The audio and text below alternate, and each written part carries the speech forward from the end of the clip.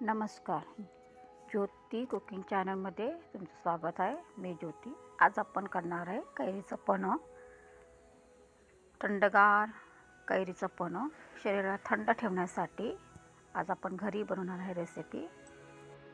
आपण आता कैऱ्या घ्यायच्या, 2-3 कैऱ्याच्या हिशोबाने कैरी घेऊन आपण त्या उकळून घ्यायच्या आणि हे पन्हं आपण घरी बनवायचे. आणि दुसरं म्हणजे आपण मिक्सरमध्ये बनवतो, पण कधी कधी लाईट नसते. मग घरच्या घरी पन्हं कसं बनवायचं ही एक सोपी पद्धत. आणि 2 प्रकारचं गुळाचं आणि साखरेचं आपण पन्हं बनवणार आहे. हा व्हिडिओ स्किप करू नका आणि पुढे आपण चालू करूया. आता हे 3 कैऱ्या घेतलेल्या होत्या मी, त्या उकळून घेतल्या मी. आता ह्याच्यातलं आपल्याला गर काढायचं आहे. चमच्याने किंवा हाताने काढू शकतो, पण हातापेक्षा चमचा घ्यायचा आणि चमच्याने सालीचे हे गर काढून घ्यायचं आपल्याला. हे आता बघा असे शिजलं आहे ना, हे काढून घ्यायचं आपल्याला पूर्ण गर. आता हाताने असं येतं, मी चमच्याने छान येतं पकडायचं आणि हात चमच्याने काढून घ्यायचं. हे गर साला बाजूला काढायचं, साला घ्यायचं नाही आपल्याला. शरीराला खूप थंड असतं. बाजारचं खाण्यापेक्षा घरी बनवलेलं सोपं आणि स्वच्छ आपण घरच्या घरी असं पन्हं बनवू शकतो. आणि किती सोपं आहे बघा पन्हं बनवायला. हा व्हिडिओ स्किप करू नका, शेवटपर्यंत बघा. हे बघा, हे मी चमच्याने सगळं काढून घेणार आहे. आता हे मी अर्ध काढून पन्हं काढलं. सालेचं हे गर काढलेलं आहे उकडलेलं. हे बघा, हे सालने काढून घेतलं. असं काढून घ्यायचं आपण.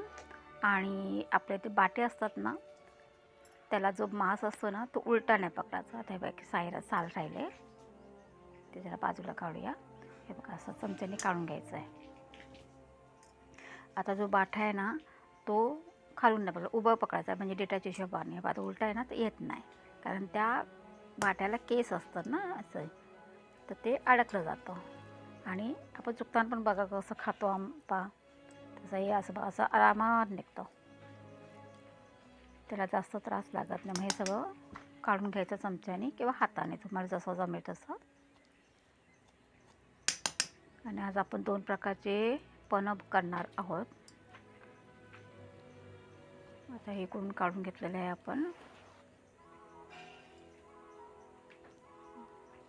आता बघा, सगळं काढून घेतलेलं आहे. एक सुकं गराचं बघायचं आपल्याला आणि एक पाण्यामध्ये मिक्स करून बघायचं आहे. तुम्ही हे सगळं काढून साखर टाकून मिक्सरमध्ये तुम्ही वाटू शकतात.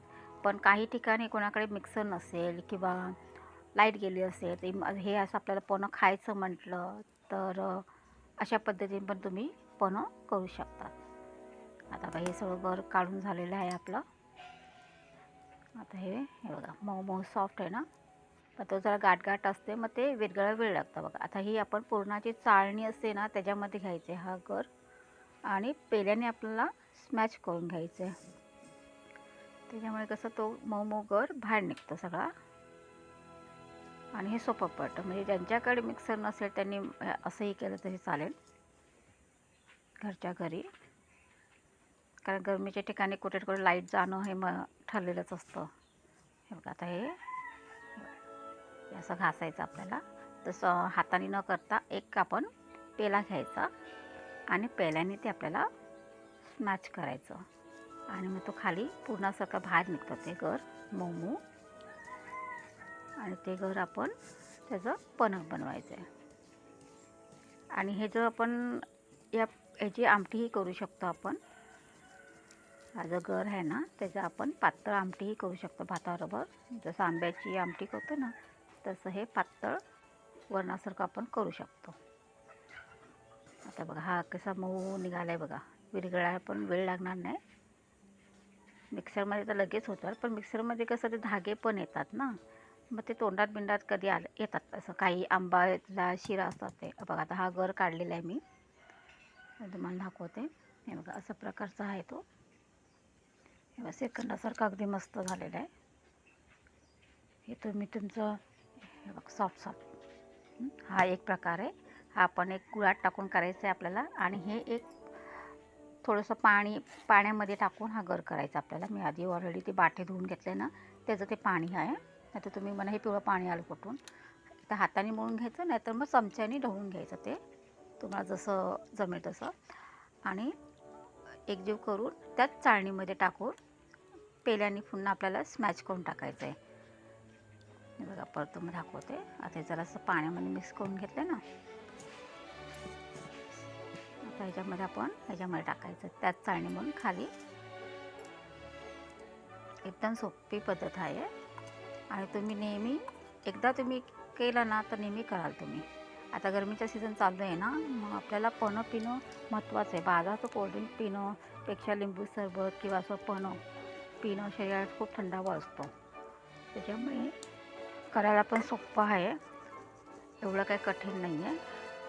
फक्त एवढंच की साखरेचं प्रमाण जास्त असतं कोणाकोणाला, आणि ज्यांना डायबिटीस असेल त्यांनी गुळाची पावडर टाकून पण करू शकता. ते मी केले, तेही तुम्हाला दाखवते. आता हे बघा, हे सगळं घर निघालं ना, त्याच्यात सगळे केस असतात ते आंब्याचे, ते काढून टाकले. आता बघा, हा झाला ना पातळ, तो आहे जाडा आणि हा आहे पातळ. आता तो जाड आहे तो आपण आमटीसाठी पण करू शकतो. आणि ह्याच्यामध्ये तुम्ही साखर टाकून वेलची पावडर टाकून मिक्सरला ग्राइंड करून पाणी टाकून तुम्ही पनं असंही करू शकतो. आता मी तुम्हाला मिक्सरमधलं नाही दाखवत, आपण हातात केलेलं दाखवते. असं करून ठेवलं तरी तुम्ही कधीही करू शकता. आता 2 चमचे गर घेतले मी. गोडीनुसार तुम्हाला गूळ किंवा गुळाची पावडर टाकायची. शक्यतो गुळाची पावडर टाका, म्हणजे ती लवकर विरघळते. आता ही गुळाची पावडर मी घेतली. ही थोडी डायबिटीस लोकांची असते ना, ती पावडर घेतली मी गुळाची. म्हणजे त्यांनाही प्यायला पण चांगलं असतं. हे तुम्हाला दाखवते. आपण दुसराही गूळ घेऊन पण शकतो आणि हा पण घेऊ शकतो. आता चिमूटभर मी वेलची पावडर टाकते.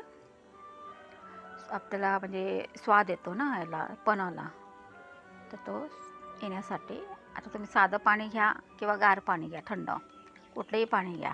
शेवटी आपल्याला पनं आपल्याला गार प्यायचं आहे, म्हणून मी आपण साधं पाण्यामध्ये घेतलेलं आहे. तुम्हाला पाहिजे तर थंड पाणीही तुम्ही घेऊ शकता. आता हे पूर्ण ढवळून घ्यायचं आहे. पण छान मिक्स करून घ्या चमच्याने, ते काय लगेच येऊन जातं. आणि त्याच्यामध्ये एक बर्फाचं तुकडा टाका, तुम्हाला टाकायचं असेल तर, आणि गार गार असं पिया, खूप छान लागतं. आता हा एक प्रकार झाला गुळाचा. आता आपण दुसरा प्रकार बघूया, साखरेचा. हा व्हिडिओ आवडला असेल तर लाईक कमेंट जरूर करा, शेअर पण करा, आणि पुढली रेसिपी कुठली हवी हे तुम्ही सांगू शकता. आता मी काय केलं आहे, एका ग्लासने चिमूटभर वेलची पूड टाकलेली आहे. आता मी साखर घेते, गोडीनुसार साखर घेतले 2 चमचे. आता ह्याच्यामध्ये आपल्याला हा रस टाकायचा आहे. मी आता 4 चमचे घेतले, ह्याच्यात 4 चमचे बस होतात आहे. जशी कैरी आंबटच्या हिशोबाने असेल तशी साखर टाका तुम्ही. 4 चमचे घेतले मी, आणि ते आता व्यवस्थित. आता त्याच्यामध्ये मी सेम प्रोसेसर, तुम्हाला गार पाणी, थंड किंवा साधं पाणी पाहिजे तर ते करा, आणि त्याच्यात बर्फाचे क्यूब टाका. हे ढवळून घ्या चांगलं. साखर मेल्ट होणार ते लगेच, त्याला वेळ नाही लागत आहे. म्हणजे आपण घरगुती हिशोबाने करणार आहोत तर असंही होऊ शकतो. आणि दुसरं म्हणजे कधी लाईट नसेल तर हा प्रॉब्लेम होऊ शकतो. म्हणून हे अशी पद्धत दाखवते, एकदा तुम्ही असं करून बघा.